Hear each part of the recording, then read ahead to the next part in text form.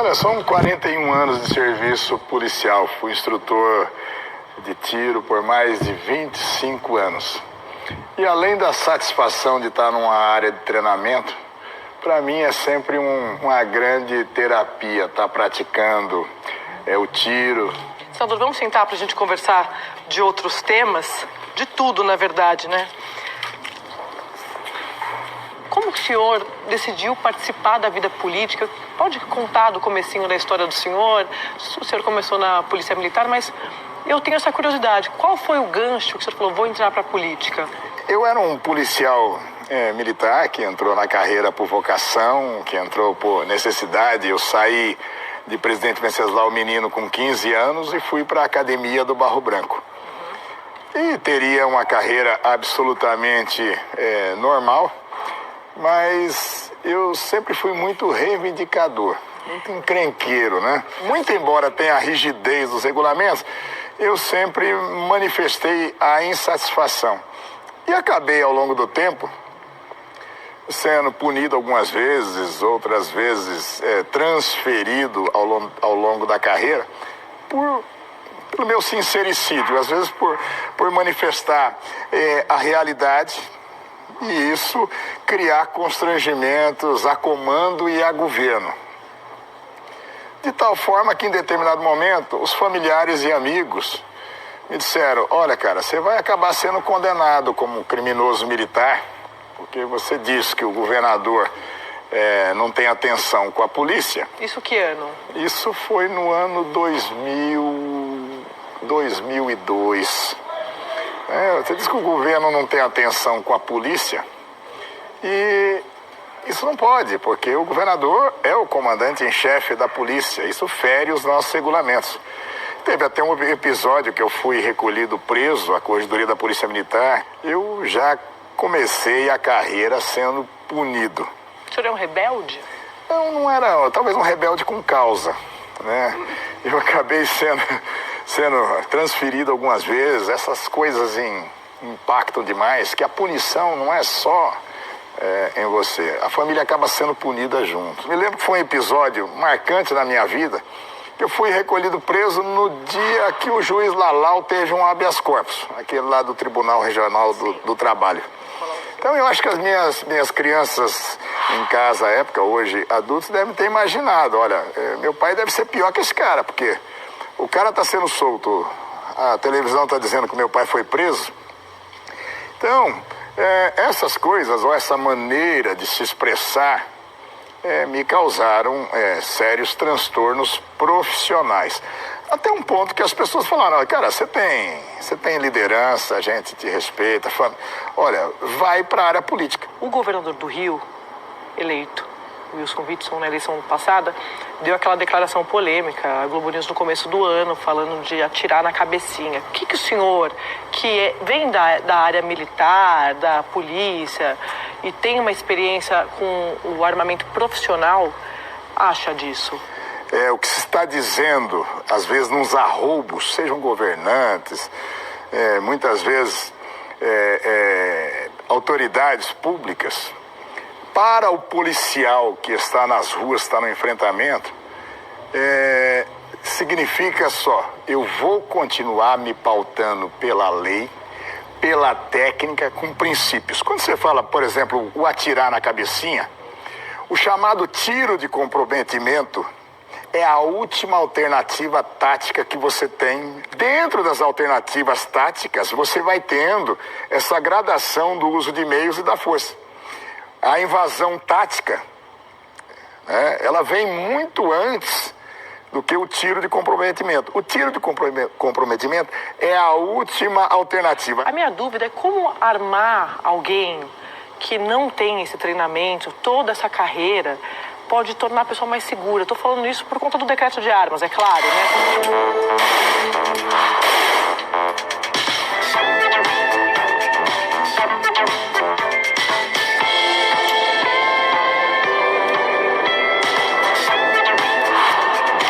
Em primeiro lugar, eu defendo a legítima defesa pelo cidadão, mas defendo o controle do Estado sobre armas e até as pessoas que estejam de acordo com um regramento para ter a condição ou a possibilidade de se defender ou não.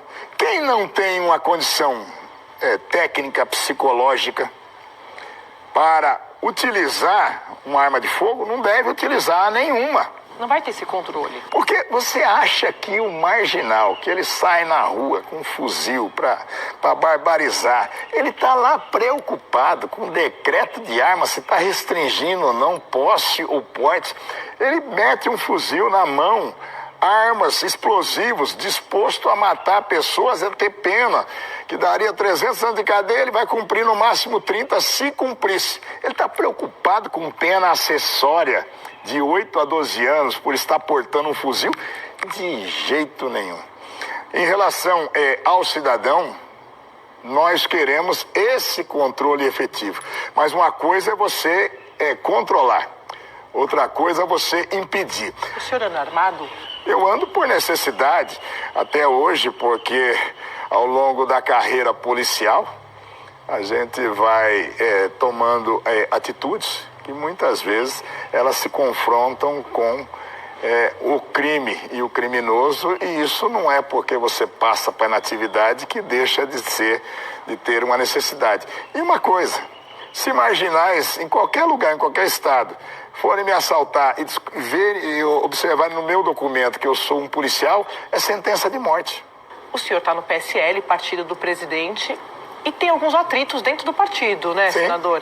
Com a senadora Joyce... a deputada Joyce Hasselmann, que é a líder do governo no Congresso, por conta de uma briga política em São Paulo.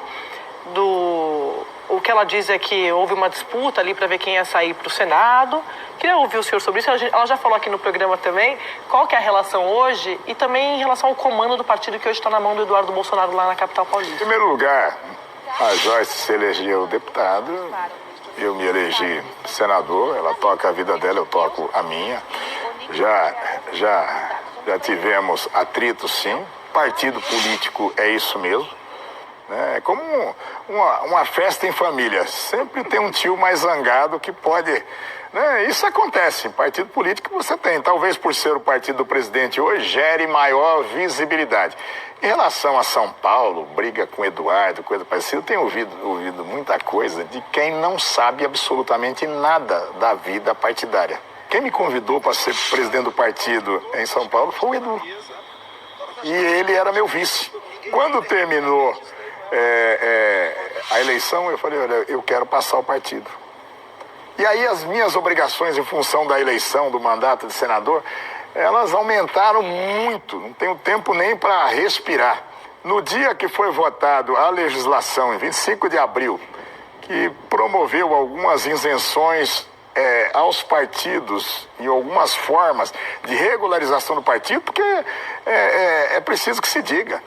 Eu consegui fazer, por uma liminar, 72 horas antes, a convenção do partido em São Paulo. Senão não ia ter chapa, eu não seria senador, Joyce não seria deputada, Eduardo não seria deputado. Seria uma catástrofe, não teria a chapa em São Paulo para a eleição do Jair Bolsonaro. Eu fiz com liminar, porque o partido tinha impedimento de funcionamento por erros na prestação de contas, omissões deliberadas de administrações anteriores, como ainda tem. Então, nós funcionamos de forma precária o tempo todo. Eu ainda tenho mais de 50 municípios que estão com CNPJ suspensos por não terem prestações de conta no Estado. É uma tremenda de uma encrenca a administração lá. E nós fizemos essa administração ao longo de 1 ano. E eu falei, eu vou ficar no máximo 1 ano. Então eu vejo Joyce, eu vejo Frota, que não sabem onde é a sede do partido, nunca foram ao partido. Lá em São Paulo. Muitas vezes verbalizando, não, nosso grupo não quer o Eduardo, nosso... É um desconhecimento sobre o estatuto do partido, sobre a estrutura do partido. Não houve desavença nenhuma em relação à executiva nacional para que o Eduardo se transformasse no presidente do partido. E não há nenhuma desavença minha com o Eduardo ou com o grupo. Quando ele está dizendo, eu quero dar uma nova dinâmica para o partido, é necessário. Mas o que ele pontuou? Eu entendo o seguinte, que isso é uma preocupação nossa permanente, que não entre quadros no partido ou não assuma a direção municipal de partidos indivíduos que tenham um viés não de fazer política, mas sim de fazer negócio. O PSL se transformou no partido da moda por conta do Jair Bolsonaro, por conta das nossas eleições. Para as eleições de 2020, todo mundo quer o PSL junto. E não é para falar, vamos lançar uma candidatura a deputado do PSL. Uma candidatura a prefeito, a vereador.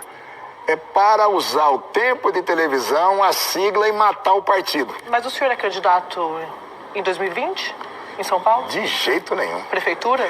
Jamais. Por quê? Exatamente porque eu acabei de me eleger senador. Como é que eu vou dizer para as pessoas que eu vou deixar as minhas missões aqui e o tempo todo e a cada momento eu sou mais estimulado pelas circunstâncias, sou líder do partido do presidente dentro do Senado, não tenho esse direito. O senhor é líder do partido no Senado, do presidente Bolsonaro, mas tem essa lucidez de fazer críticas quando necessárias. Por exemplo, a articulação política do governo. O senhor já falou um pouco sobre isso, que falta essa articulação, né, senadora? O que o senhor acha que precisa ajustar ali? Olha, não é o PSL quem precisa ser ajustado. Eu tenho assistido algumas injustiças serem manifestas. Sabe, o PSL é o único partido de verdade hoje 100% base do presidente. Não, estou falando do Planalto, né? Que o senhor acha que o executivo precisa ajustar em relação ao Congresso? Mas é lógico que precisa. Mas o quê? Eu não vejo articulação política. Quem é responsável pela articulação política, a Casa Civil, eu não vejo funcionar. No Senado não funciona. Para votação de matérias importantíssimas, eu não recebo uma nota técnica sequer para fazer a defesa do meu governo, do meu presidente. É a minha assessoria e liderança lá do Senado e eu acabo fazendo isso irradiar para outras bancadas. Não tem. O governo não faz. Não faz. Quem deveria fazer, não faz. Nós, muitas vezes, saímos improvisando ou buscando a argumentação. Né? Então, isso é uma verdade. Então, quem tem que fazer, não está fazendo. Muitas vezes faz de conta que está fazendo. Que é o ministro da Casa Civil. Um deles. Quem ou talvez o responsável. Os demais que têm que estar nisso. Como eu já me queixei de matérias que são votadas e que o ministério responsável pela matéria tem que colocar o seu suporte, uma nota técnica disso, o explicativo para isso. Quando eu vou para verbalizar numa comissão ou no momento de uma votação, eu tenho que gerar convencimento e mostrar efetivamente que aquilo é fundamental, que aquilo é necessário. E nós não temos. E muitas vezes eu vejo como injustiça, o PSL não se entende. O PSL se entende sim. O PSL está lá votando fechado sempre com o presidente. A minha preocupação não é a oposição. São os amigos de momento. Tá? E aí eu digo, os partidos, que quando é conveniente, é aliado. Nós falamos do chefe da Casa Civil, eu vou falar, por exemplo, do Democrata. O Bolsonaro não colocou lá 3 pessoas do DEM para ministérios, porque não, ele colocou por critérios dele, porque as pessoas são capazes com isso. Mas essas pessoas capazes pertencem a um partido político que, em uma série de circunstâncias, tanto o seu Onyx quanto seus 2 ministros, quanto as demais pessoas, deveriam ir lá e fazer alguma gestão para ajudar. E não para fazer obstrução ou gerar obstrução. Eu vejo parlamentares hoje desses partidos, né, que se engalfinhava para fazer live, foto com o Bolsonaro, fazendo arminha com a gente, fazendo santinho comigo para dizer que estava junto com o Bolsonaro também. E agora eu vejo criando obstrução e dizendo, olha... Mas por que? Aqui o senhor atribui isso? Pressões para tentar subjugar o governo. Para tentar dizer, ó, o Bolsonaro, ele montou e acabou montando realmente, por critérios pessoais e técnicos, o ministério dele. Ele disse que ia fazer isso. E vem cumprindo. Muitas vezes a gente se aborrece com isso. E muitas vezes quando estão me dizendo, olha, o PSL precisa se acertar. Nós brigamos, como qualquer família briga. Lá em casa, morro, adoro minha mulher e meus filhos. Dependendo do tema que se colocar, o pau quebra mesmo. É mais do que natural. E eu sempre perco em casa. Né? Então, mas... Falou do COAF, eu me lembrei do ministro Moro. Eu tenho mais 2 perguntas.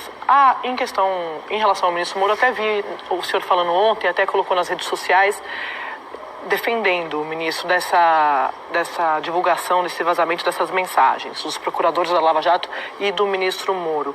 Qual a avaliação que o senhor faz disso, no sentido de que isso pode atrapalhar exatamente o que a gente está conversando, a pauta no Congresso, porque alguns parlamentares podem querer reagir e usar esse caso para desgastar o ministro? Ou o senhor também faz uma leitura de que foi errado, essas mensagens não deveriam ter acontecido? Qual é a leitura que o senhor faz? Olha, em primeiro lugar, tanto o Moro quanto os procuradores da Lava Jato, eles estão 100% do lado e junto com a lei. Tentar fazer a justificativa de que pessoas foram perseguidos numa orquestração criminosa de um juiz, procuradores, auditores da Receita, policiais federais, né, que coitadinhos acabaram sendo condenados. Então tentar promover uma inversão de valores dessa ordem no momento que tem aí sim um vazamento criminoso, que isso precisa ser investigado, né? E o que mostra ali essas gravações, exatamente que tanto o Moro, quanto o Delanhol, quanto outros procuradores, como delegados federais, auditores da Receita, são gente de carne e osso. Antigamente... Mas dentro da lei ou fora? Dentro da lei. Dentro da lei, absolutamente dentro da lei. Você pega numa pequena comarca, juízes e promotores, aí você tem 2 juízes, 2 promotores, eles vão se tornar amigos. A mulher de um vai conhecer a esposa do outro, eles vão comer uma pizza juntos, porque eles estão trabalhando naquele ambiente. E imagine numa situação onde nós estávamos numa operação. Não, mas indicar a testemunha, por exemplo, não é comer pizza. Operação Lava Jato.